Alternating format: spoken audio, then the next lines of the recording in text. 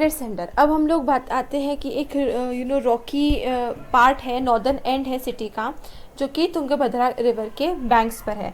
तो local tradition के हिसाब से ये जो हिल है, इसके अंदर वाली और सुग्रीव का एक मंकी किंगडम होना चाहिए था, जो कि रामायण में मेंशन्ड है।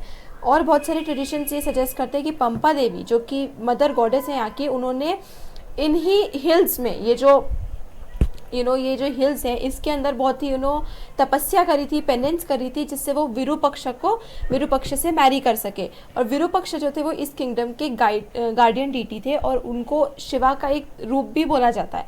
तो आज तक ये मैरिज को सेलिब्रेट किया जाता है हर साल विरूपक्ष मंदिरों में। तो इन हिल्स में ही जैन टेम्पल्स भी हमें बहुत सारे मिल जाते हैं, जो विजयनगर एम्पायर के पहले के ही बने हुए हैं।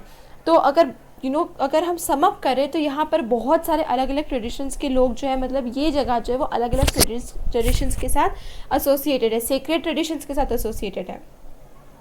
इस रीजन में जो मंदिर बनाने की जो प्रथा है, वो बहुत ही लंबे समय से है। पल्लवास, चालुक्यास, होयसालास, चोलास, बहुत लंबे समय से डायनेस्टी जो है वो यहाँ पर मंदिर बना रही है। रूलर्स जो है वो मतलब वो मंदिर बनाने के लिए इससे एनकरेज होते हैं, क्योंकि वो अपने आप को डिवाइन के साथ एसोसिएट करते हैं, अपने रूल को डिवाइन जस्टिफिकेशन या लेजिटिमेशन देने की कोशिश करते हैं। मतलब वो इस तरीके से मंदिर बनाते हैं, इसका पर्पस ये रहता है। और जो डीटी होता है वो मतलब उसको ऑफन किंग के साथ आइडेंटिफाई करा जाता है, कि जो उसका राजा है और जो उनके डीटी है, जो भगवान है, उसके साथ किंग को उनके साथ एसोसिएट किया जाता है। तो टेम्पल जो है वो सेंटर ऑफ लर्निंग की तरह भी फंक्शन करते थे। मतलब यहाँ पे सिखाया पढ़ाया भी जाता था, जो पाठशाला गुरुकुल जो है वो यहाँ पर ली जाती थी।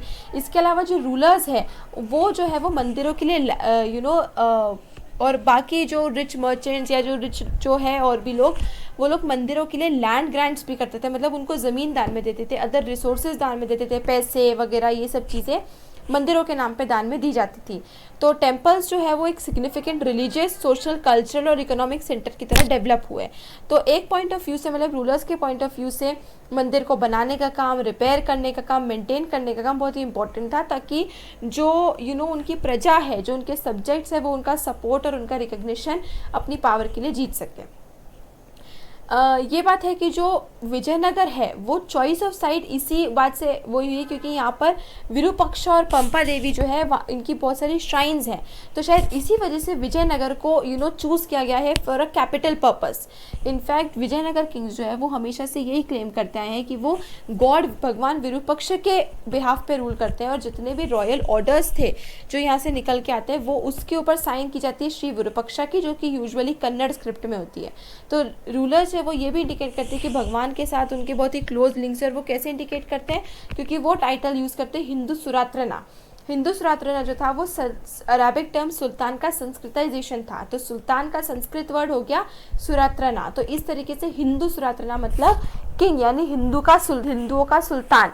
तो इस तरीके से वो अपने आप को गॉड के साथ क्लोज लिंक्स में एसोसिएट करते थे। अगर अर्लियर ट्रेडिशंस के ऊपर भी ड्रॉ करते थे, विजयनगर के जो रूलर्स थे, even as due in earlier traditions, the rulers of Vijayanagara innovated and developed these. जैसे कि जो रॉयल पोर्ट्रेट स्कल्पचर है, अब उनको मंदिरों में लगा जाने लगा था। किंग जो है वो ओकेजनली टेम्पल्स को विजिट करते थे, और जब वो टेम्पल को विजिट करते थे तो उसको एक इंपॉर्टेंट स्टेट ओकेजन की तरह ट्रीट करा जाता है, एक इंपॉर्टेंट ओकेजन की तरह ट्रीट किया जाता था, जिसमें इंपॉर्टेंट नायकास जो थे वो राजाओं के साथ मंदिर में उनको ऑक्यूपाई करते थे। ये देखिए, ये विरूपक्ष टेम्पल का एक एरियल व्यू है। यहाँ पर देख सकते हैं कितना बड़ा ऊंचा गोपुरम है। गोपुरम और मंडप्स। तो टेम्पल आर्किटेक्चर के टर्म में ये पीरियड जो था, इसमें बहुत सारे नए नए फीचर्स हमें टेम्पल आर्किटेक्चर में एडेड दिखे। इसमें जो था बहुत ही इमेंस स्केल पे इंपीरियल अथॉरिटी को मार्क करने का था, राजाओं की अथॉरिटी को मार्क करना था। और इसमें बेस्ट एग्जाम्पल हमें दिखते हैं राया गोपुरम से, और या फिर रॉयल गेटवे जिन्हें कहा जाता है, जो कि सेंट्रल शाइन के ऊपर हमेशा मतलब हमें बहुत कुछ देखने को मिलते है। ये एक नया फीचर था इसकी जो इसमें ऐड हुआ था, और इसका काम ये था कि बहुत दूर से ही मंदिर की प्रेजेंस हमें दिखने लग जाती थी, कि अच्छा वहाँ पर कोई मंदिर है, बहुत ग्रेट डिस्टेंस से दिखने लग जाती थी। आगे पढ़ने से पहले ये देख लीजिए, ये प्लान है विरूपक्ष टेम्पल का। ये एरियल व्यू देता है प्लान जो है, मतलब ऊपर से व्यू देता है। ये जो स्क्वायर हमें स्ट्रक्चर्स दिख रहे हैं, ये श्राइन्स हैं। देखिए, जहाँ जहाँ जैसे ये स्क्वायर स्ट्रक्चर जो हमें दिख रही है उनकी श्राइन्स हैं। और जो मेजर गेटवेज है वो ब्लैक में शेडेड है। देखिए एक ये बड़ा सा गेट यहाँ पर है और एक बड़ा गेट यहाँ पर है। हर टाइनी डॉट जो है वो मंदिर को, एक पिलर को रिप्रेजेंट करता है। देखिए सब पिलर्स है, ये छोटे छोटे डॉट्स जो है। रोज ऑफ पिलर्स जो थे वो लाइंस में अरेंज किए जाते थे एक स्क्वायर या रेक्टेंगुलर फ्रेम में, जिससे कि मेजर हॉल्स का डिमार्केशन हो सके, पेविलियंस का, कॉरिडोर्स का डिमार्केशन हो सके। मतलब जैसे यहाँ पर बहुत सारे वो है पिलर्स लाइन में, मतलब ये अलग है और ये अलग है, इसे हॉल को अलग करने के लिए। तो इस इस प्लान में जो स्केल का यूज़ करके आप डिस्टेंस मेजर करिए कि मेन गोपुरम से सेंट्रल श्राइन, मतलब मेन गोपुरम ये है, मेन जो गोपुरम मतलब गेट जो है वो ये है, और सेंट्रल श्राइन जो है वो यहाँ पर है, ये देखिए। तो डिस्टेंस मेजर करिए और देखिए कि क्या कितना डिस्टेंस है। अच्छा टैंक यहाँ पर है, अब आप टैंक और इसकी डिस्टेंस भी मेजर करिए। तो आप ये देखिए कि क्या टैंक से श्राइन को, मतलब श्राइन मतलब इस ये मतलब श्राइन से और टैंक को एक्सेस करना क्या इजी रहा होगा? अब गेस करिए इससे। ये कल्याण है, कल्याण मंडप है, इसका मतलब है डिवाइन वेडिंग्स, यानी शादियों को सेलिब्रेट वगैरह करने के लिए, या वो डिवाइन वेडिंग्स को, जो भगवानों की शादी होती है उसको सेलिब्रेट करने के लिए इसका नाम है कल्याण मंडप। ये एक लाइन ड्राइंग है स्कल्प्टेड पिलर की। देखिए ये भी पिलर्स किस तरीके से बहुत ही डिटेल और इंडिकेटली स्कल्प्टेड किए गए हैं। Describe what you see on the pillar. तो देखिए पिलर पे हमें एक एनिमल यहाँ पर देखने को मिल जाता है, कोई एक कुछ एक ह्यूमन फिगर भी देखने को मिल जाता है। ये भी देखिए, ये भी एक ह्यूमन फिगर, या आई थिंक कोई डीटी हो सकता है। ये भी सब ह्यूमन फिगर्स है। इसके अलावा मोटिव्स है, एनिमल्स हैं, जैसे यहाँ पर हमें शायद एक बैल या कुछ देखने को मिल रहा है, बैल जैसा लग रहा है। एनिमल्स बहुत सारे देखने को मिल रहे हैं हमें। ये कुछ डिज़ाइंस है, आई थिंक मोटिव्स है। डिज़ाइंस में भी आई थिंक ये एनिमल्स, मुझे लग रहा है कि शायद ये एनिमल्स हैं। देखिए ये हो गया, ये हो गया, I am not really sure ये एनिमल्स है कि नहीं है। ये भी कोई ना कोई स्ट्रक्चर है, आई थिंक कोई पैर या कुछ है, कुछ I am not really sure कि ये क्या है, मुझे समझ नहीं आ रहा है। बट इस तरीके से एनिमल्स, ये भी एनिमल है, मोटिव्स वगैरह में देखने को मिल सकता है।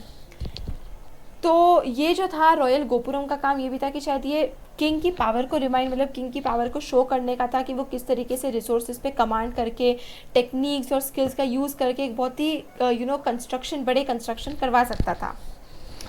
और डिस्टिंक्टिव फीचर जो थे वो मंडप के, उसमें मंडप आते थे, मतलब ये टेम्पल के उसमें आते थे मंडप यानी कि पेविलियन, और लॉन्ग पिलर्ड कॉरिडोर्स जो कि श्राइन के आसपास ऐसे सराउंड करते थे उसको। तो हम दो टेम्पल्स का एक क्लोज लुक देखते हैं यहाँ पर एग्जाम्पल लेके। एक है विरूपक्ष और एक है विट्ठल टेम्पल। विरूपक्ष टेम्पल जो है वो बहुत लंबे समय तक बनता रहा, मतलब सेंचुरी 10, 20, 30 साल तक वो बनता रहा, टाइम लगा। और मतलब बिल्ट ओवर सेंचुरीज, मतलब बहुत साल पहले, 100, 200, 300 साल पहले बना था विरूपक्ष टेम्पल। काफ़ी पुराना टेम्पल है। जो इंस्क्रिप्शन है टेम्पल पे ये सजेस्ट करते हैं कि अर्लियर श्राइन जो है वो 9th-10th सेंचुरी में, सबसे पहली जो सबसे इनिशियल श्राइन है वो उसकी डेट 9th-10th सेंचुरीज हम अप्रॉक्सीमेट कर सकते हैं। तो बहुत ही धीरे धीरे करके जैसे जैसे किंग्स आते गए तो उसने उस श्राइन को में एडिशन करते करते इतना बड़ा उसको टेम्पल को बना दिया।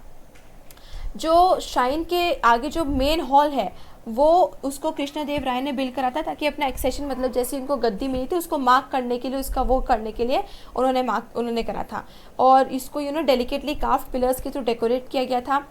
जो ईस्टर्न गोपुरम है उसका कंस्ट्रक्शन के साथ भी कृष्णदेव राय को क्रेडिट किया जाता है, मतलब उन्होंने बनाया है। ये एडिशन जो है इसका मतलब ये था कि सेंट्रल श्राइन जो है वो बहुत ही छोटा कॉम्प्लेक्स अब बनती जा रही थी और धीरे धीरे करके बड़े बड़े एडिशन इसमें होते जा रहे थे।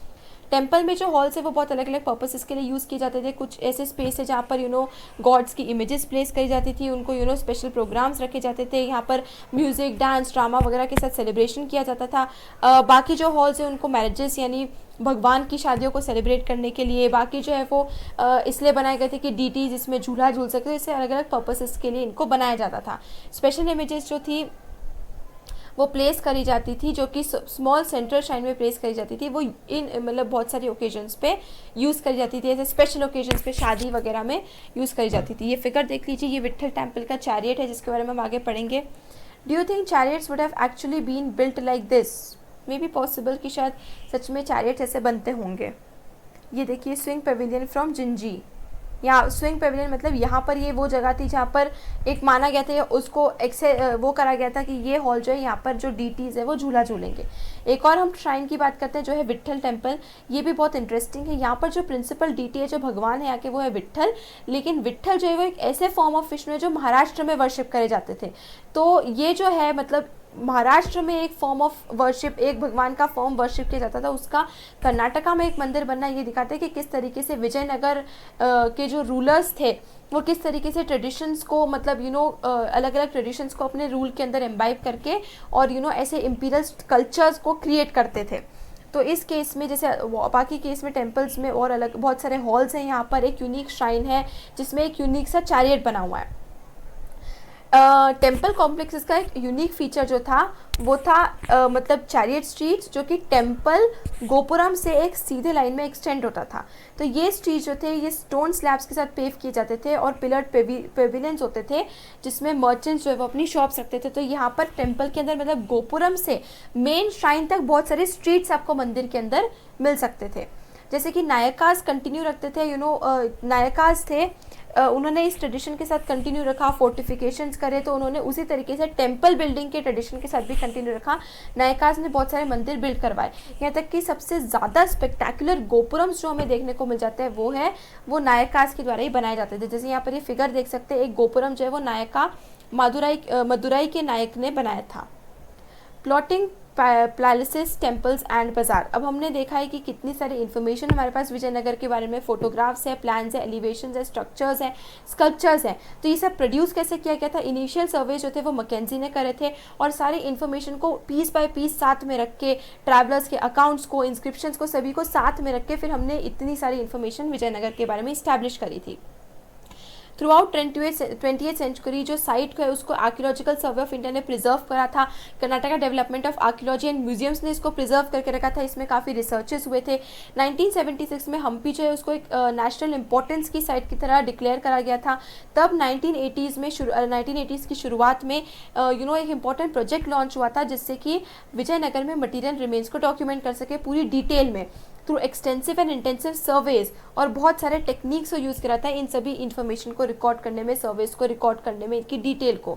तो लगभग 20 साल तक बहुत सारे डजन्स ऑफ स्कॉलर्स ने यहाँ पर आए, पूरे दुनिया से यहाँ पर आके उन्होंने काम किया, इन्फॉर्मेशन को एक साथ कंपाइल करा और प्रिजर्व करा। जैसे कि हम यहाँ पर देखते हैं, ये सिर्फ एक पार्ट है बहुत बड़ी एक्सरसाइज का, मैपिंग बहुत डिटेल में हम यहाँ देख रहे हैं। सबसे पहले क्या था, पूरे एरिया को 25 स्क्वायर में डिवाइड करा। देखिए ये पूरा एरिया है, यहाँ पर हमें देखने को मिल रहा है, यहाँ पर ये कमलापुरम टैंक हमें देखने को मिल रहा है, ये देखिए नाम आपको दिख रहा है। यहाँ पर ये हम्पी देखने को मिल रही है। पूरे एरिया को 25 स्क्वायर में डिवाइड करा गया है, ठीक है। 25 स्क्वायर, इसमें 25 अल्फ़ाबेट्स को यूज़ करा गया। और इसमें आप नोटिस करेंगे कि सिर्फ एक अल्फ़ाबेट मिसिंग है जो है आई, GH के बाद आई के बाद सीधे J है हमारे पास। तो पूरे उसको 25 स्क्वायर्स में करा है और हर एक स्क्वायर को एक अल्फ़ाबेट के लेटर के साथ डेजिग्नेट किया गया है। उसके बाद हर एक स्क्वायर को सब डिवाइड करा गया है स्मॉलर स्क्वायर्स में। देखिए जैसे कि ये N है यहाँ पर, तो इस N को फर्दर फिर हर अल्फ़ाबेट के साथ NA, NB, NC इस तरीके से फर्दर इसको छोटे छोटे स्क्वायर में डिवाइड करा गया है। और फिर इन हर एक छोटे छोटे स्क्वायर को फर्दर उन्होंने और स्क्वायर्स के साथ डिवाइड किया। जैसे कि ये NM है तो NM में ये ABC, तो आप समझ रहे हो ये N है, N का और ज़्यादा जूम करके ये वाला प्लान है, NA, NB, NC, ND, और NM को यहाँ पर जूम करके ये उसका और भी ज़्यादा जूम्ड आउट प्लान है। तो इस तरीके से कितना डिटेल में हर चीज़ को रिकॉर्ड करा जाता था। जो हम जैसे देखते हैं कि ये डिटेल सर्वेज बहुत ही पेन्स टेकिंग, बहुत ही मेहनत का काम, बहुत ही मुश्किल का काम है और इनको डॉक्यूमेंट करा जाता था, डॉक्यूमेंटेड मतलब हज़ारों स्ट्रक्चर्स के थ्रू। उसके बाद टाइनी से टाइनी श्राइन्स, छोटे छोटे मंदिर, रेसिडेंसेस वगैरह सबको कलेक्ट करके फिर उनके बाद उसको बनाया जाता था। और इस वजह से हमें बहुत सारे ट्रेसेस ऑफ रोड्स, पाथ्स और बाजार्स भी पता लगते हैं। तो ये डिटेल साइट ऑफ मैप है, राइट साइड में देखिए। Which is the letter of the alphabet that was not used, that is I, जो हम पहले इस्टेब्लिश कर चुके हैं।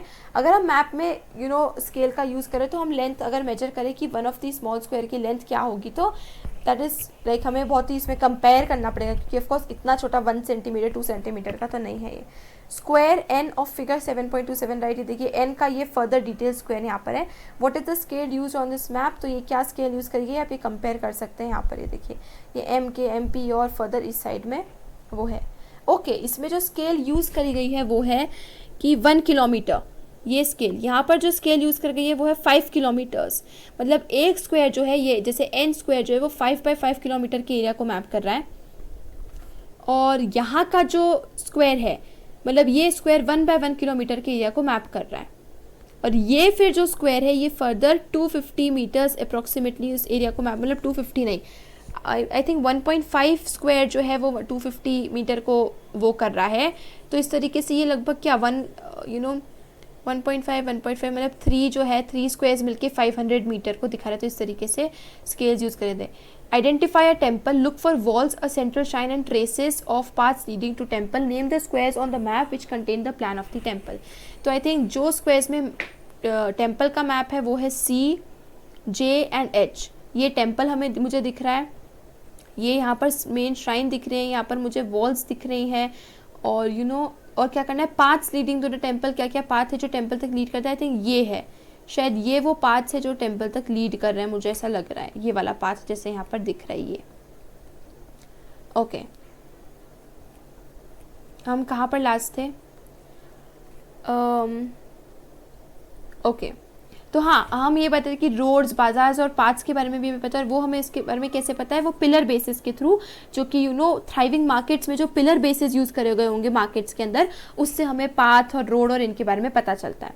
तो हमें ये याद रखना यहाँ पर ज़रूरी है कि जॉन एम फ्रिट्ज थे और जॉर्ज मिशेल और MS नागार्जुन राव थे, जिन्होंने बहुत सालों तक इस साइट पर काम करा। और यहाँ पर इन्होंने क्या लिखा है इसके बारे में कि in our study of these monuments of Vijayanagara, हमें इमेजिन करना पड़ा एक whole series of columns, wooden elements के कॉलम्स को हमें खुद ही इमेजिन करना पड़ा है, जैसे कि कॉलम्स, ब्रैकेट्स, बीम, सीलिंग्स वगैरह, जो चीज़ें जो अब डिके हो चुकी, मतलब इनको खुद को इमेजिन करना पड़ा है।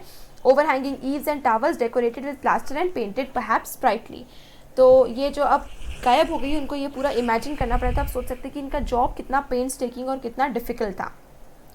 वुडन स्ट्रक्चर्स तो भले ही लॉस्ट हो चुके हैं, लेकिन और सिर्फ स्टोन स्ट्रक्चर्स सर्वाइव करते हैं। लेकिन हमारे पास जो ट्रैवलर्स के डिस्क्रिप्शन है वो हमें एबल करते हैं कि हम इसके बारे में रिकन्स्ट्रक्शन कर सकें, इनको वापस से, कि किस तरीके से वो स्ट्रक्चर होंगे, और उस टाइम की वाइब्रेंट लाइफ को हम वापस से इमेजिन कर सकें। ये प्लान ऑफ द टेम्पल है, फिगर जो 7.29 में ये इस फिगर में जो ये वाला टेम्पल है ना, ये उसका फर्दर डिटेल्ड प्लान यहाँ पर हमें दिख रहा है।